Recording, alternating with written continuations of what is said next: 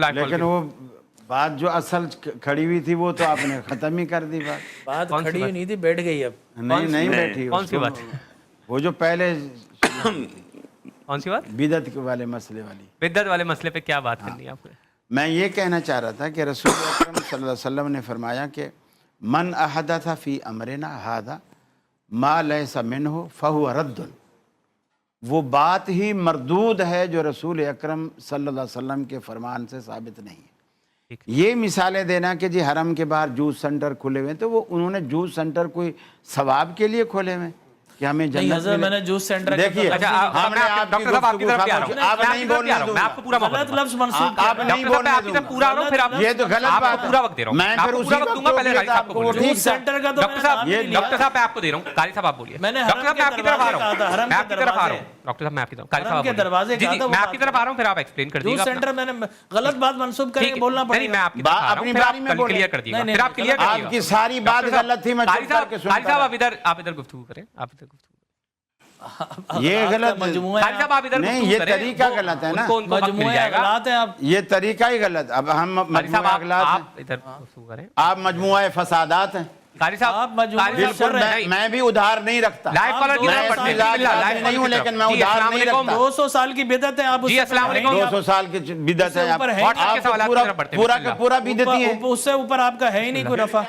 بسم اللہ. What's app کے سوالات کی طرف بڑھتے ہیں قاری صاحب. میں کچھ عرصے سے ایک جگہ پر فیول فلنگ کا کام کرتا ہوں. اب مجھے معلوم ہوا یہاں مالکوں کی طرف سے پیمانے میں کمی کی ہوئی ہے. تب سے میں بڑا ہی پریشان ہوں. کیا آواز صحیح نہیں آ رہی ہے, پلیز اس کو کلیئر کر دیں. اور آیا میں جو روزی کما. سوال ان کا یہ ہے کہ میں کسی فیول پمپ پہ کام کرتا ہوں. کچھ عرصے بعد پتہ چلا انہوں نے میٹر میں تبدیلی کی ہوئی ہے, پیٹرول کم جاتا ہے. یہ ہے ویل للمطففین. اب سوال پوچھیے جواب دیجیے. جی امان صاحب آپ ہی دیکھیں یہ بات تو بالکل واضح ہے کہ اگر کوئی ناپ تول میں ذرہ برابر بھی کمی کرتا ہے اس کے لیے قیامت میں بہت بڑا حساب ہے. آپ دیکھیں نا, اگر ایک مثلا ملی لیٹر میں بھی کمی کرتا ہے, ٹھیک ہے, تو یہ دن میں کتنے لیٹر کم کر دیتا ہے اور سال میں کتنے لیٹر کم کرتا ہے. قیامت میں یہ کیسے دے گا مجھے نہیں معلوم.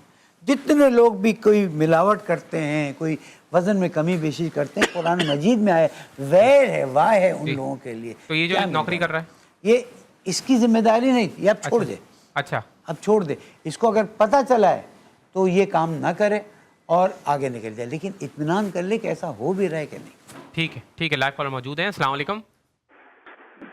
ہیلو السلام علیکم. وعلیکم السلام. جی کون صاحب کہاں سے بات کر رہے ہیں؟ سر میں کراچی سے بات کر رہا ہوں, شہریار احمد. جی شہریار صاحب فرمائیے کیا سوال ہے؟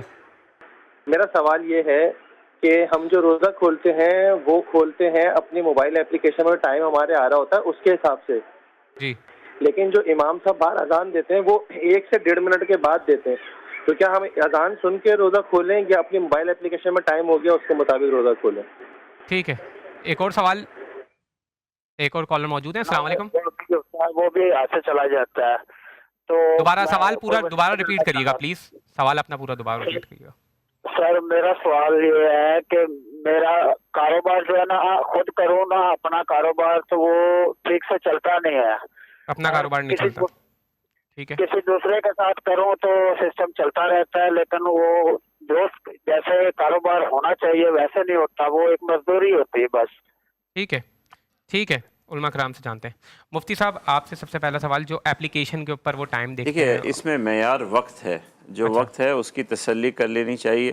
وقت جب پورا ہو گیا تو آپ روزہ کھول سکتے ہیں, چاہے مسجد کی نماز وہ احتیاطاً 1-2 منٹ بعد کر رہے ہیں, آپ وہ روزہ کھول سکتے ہیں. لیکن اس میں احتیاط ضرور کرنی چاہیے. 1-2 جگہ سے وقت مکمل ہونے کا یا وقت ہو جانے کا تسلی کر لینی چاہیے. ٹھیک ہے. اچھا ڈاکٹر جمیل راٹھوڑ صاحب آپ سے جو دوسرا سوال جو پوچھا ہے انہوں نے کاروبار کے حوالے سے, کہ کاروبار خود کرتے ہیں تو وہ چلتا نہیں ہے, کسی اور کا کاروبار میں اگر شامل ہو جاتے ہیں تو وہ چل جاتا ہے, اس میں کوئی بندش ہے, کوئی مسئلہ ہے؟ دیکھیے میں آپ سے عرض کروں کہ نظر بالکل حق ہے, باقی بندش کا تعلق جادو سے ہے. تو اللہ تبارک و تعالی جل وعلا سے دعا مانگے, قرآن کی کثرت کے ساتھ تلاوت کریں. ما من دابۃ فی الارض الا علی اللہ رزقها ویعلم مستقرها, 12واں پارہ اس کی پہلی آیت پڑھیں اور کثرت کے ساتھ پڑھیں, اول و آخر درود پڑھیں, اور اللہ پر یقین کامل رکھیں کہ اللہ ہی مسبب الاسباب ہے, وہی قادر مطلق ہے, اس کی مرضی کے بغیر کچھ نہیں ہو سکتا ہے کہ اللہ نے دوسرے کے ساتھ آپ کی نصیب رکھا ہو. لہٰذا اوہام پرستی کا اور سپرسٹیشنز کا شکار نہیں ہونا چاہیے. اللہ کی ذات پہ کامل یقین رکھیں اور یقین کر کے اللہ کے نام سے کام آغاز کریں, چل پڑے گا انشاءاللہ. ٹھیک ہے, لائیو کالر موجود ہیں. السلام علیکم. وعلیکم السلام, میں سید اشتیاق حسین بات کر رہا ہوں اسلام آباد سے. جی, میرا دونوں علماء جو فقہ حنفیہ اور فقہ جعفریہ دونوں سے ہے جی کہ جو شرعی عذر کیا ہے ان خواتین کا جو سر پہ دوپٹہ نہیں کرتی, بس رہنمائی کیجیے پلیز. سر پہ دوپٹہ کرنے کے حوالے سے خواتین جو علامہ صاحب جو دوپٹہ نہیں پہنتی, شرعی عذر کیا؟ حجاب تو شریعت میں فرض ہے اور اس میں کوئی شرعی عذر قبول ہے ہی نہیں. اگر آپ کے لیے مشکل ہے, یعنی کوئی ایسا عذر, آپ گھر میں بیٹھیں, اپنے کام دوسرے سے کر رہے ہیں. پردے کے بغیر, حجاب کے بغیر خاتون کا باہر نکلنا شریعت میں جائز نہیں ہے. حضور اکرم صلی اللہ علیہ وآلہ وسلم نے فرمایا ہے دیوسن دیوسن. اب اس کا ترجمہ میں کیا کروں کہ جن کے گھر کی خواتین پتلے کپڑے پہن کر نکلتی ہیں, میں کہوں یہ جو انڈسٹری والے پتلے کپڑے بنا رہے ہیں وہ بھی گناہ گار ہیں اور یہ بھی گناہ گار ہیں, اور اس میں قطعاً حجاب میں کسی قسم کی کوئی چھوٹ نہیں ہے. بہت خوب. مفتی صاحب میرے خیال سے یہی اوپینین ہوگا آپ کا بھی. ٹھیک ہے, لائیو کالر موجود ہیں. السلام علیکم. ٹھیک ہے, اچھا اس کے اوپر قاری صاحب 2 سوالات بریک سے پہلے بھی آئے تھے. مجھ سے آپ نہ کریں, اگر مجھ سے کریں گے تو میں شروع بدعت سے کروں. بات پوری کر لیں, کوئی حرج نہیں. آپ بات پوری کیجئے, کوئی حرج نہیں. موقف جو ہے وہ دے دیں, ٹھیک ہے, آپ اپنا موقف پورا دے دیں. اور میں کسی کو بولنے بھی نہیں دوں. نہیں بول رہے. آپ اپنا, ڈاکٹر صاحب آپ اپنا بولیں گے, موقف دیں, آپ اس کو وہ بات مجھ سے منسوب نہ کریں جو میں نے نہیں بولی. ٹھیک ہے, قاری صاحب اپنا موقف. پہلی بات یہ ہے, قرآن میں نے جب یہ کہا کہ بدعتی کے پیچھے نماز نہیں ہوتی, میں نے ایک حدیث کوٹ کی, میں نے یہ تو نہیں کہا یہ بدعتی ہیں. انہوں نے خود سے کیسے قیاس کر لیا کہ یہ اشارہ ہماری طرف ہے, ہم بدعتی. چور کی داڑھی میں تنکے والی بات ہے. میں نے نام ہی نہیں لیا, نہ بریلوی نام لیا, نہ دائیں بائیں نام لیا, کچھ بھی نام لیا. حالانکہ مجھے توقع نہیں تھی بیسوی صاحب سے کہ یہ میری حمایت نہیں کریں گے. لیکن عجیب, میں حیران رہ گیا کہ میسوی صاحب نے سب سے پہلے کہا کہ بالکل صحیح بات ہے, بدعتی کے پیچھے نماز نہیں ہوتی, اس کو امام نہیں بنانا چاہیے.